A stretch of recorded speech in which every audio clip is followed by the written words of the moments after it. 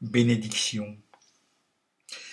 Lorsque par un décret des puissances suprêmes, le poète apparaît en ce monde ennuyé, sa mère, épouvantée et pleine de blasphème, crispe ses poings vers Dieu, qui la prend en pitié. Ah, que n'ai-je mis bas tout un nœud de vipère, plutôt que de nourrir cette dérision. Maudite soit la nuit, aux plaisirs éphémères, où mon ventre a conçu mon expiation. Puisque tu m'as choisi entre toutes les femmes pour être le dégoût de mon triste mari, et que je ne puis pas rejeter dans les flammes, comme un billet d'amour, ce monstre rabougri, je ferai rejaillir ta haine qui m'accable sur l'instrument maudit de tes méchancetés, et je tordrai si bien cet arbre misérable qu'il ne pourra pousser ses boutons empestés.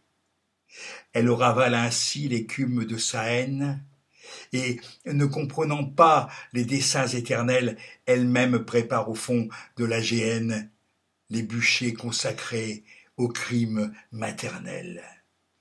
Pourtant, sous la tutelle invisible d'un ange, l'enfant déshérité s'enivre de soleil, et dans tout ce qu'il boit et dans tout ce qu'il mange retrouve l'ambroisie et le nectar vermeil.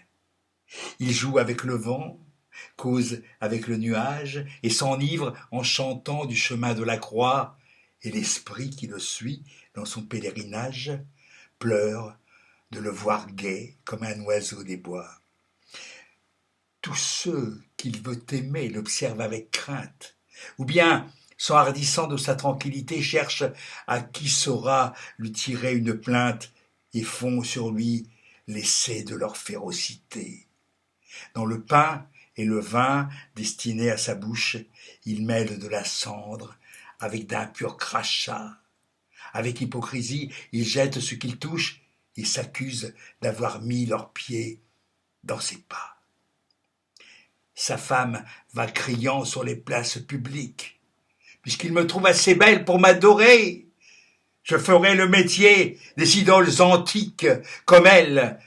Je veux me faire redorer. Je me saoulerai de nard, d'encens, de myrrhe, de génuflexions, de viandes et de vin, pour savoir si je puis, dans un cœur qui m'admire, usurper en riant les hommages divins. Et quand je m'ennuierai de ces farces impies, je poserai sur lui ma frêle et forte main, et mes ongles, pareils aux ongles des harpies, sauront jusqu'à son cœur se frayer un chemin. Comme un tout jeune oiseau qui tremble et qui palpite, j'arracherai ce cœur tout rouge de son sein, et pour rassasier ma bête favorite, je lui jetterai par terre avec dédain. Vers le ciel, où son œil voit un trône splendide, le poète serein lève ses bras pieux, et les vastes éclairs de son esprit lucide lui dérobent l'aspect des peuples furieux. Soyez béni, mon Dieu, qui donnez la souffrance comme un divin remède à nos impuretés, et comme la meilleure et la plus pure essence qui prépare l'effort aux saintes voluptés. Je sais que vous gardez une place, poète, dans les rangs bienheureux des saintes légions, et que vous l'invitez à l'éternelle fête des trônes, des vertus, des dominations. Je sais que la douleur et la noblesse unique, où ne mordront jamais la terre et les enfers, et qu'il faut, pour tresser ma couronne mystique, imposer tous les temps et tous les univers.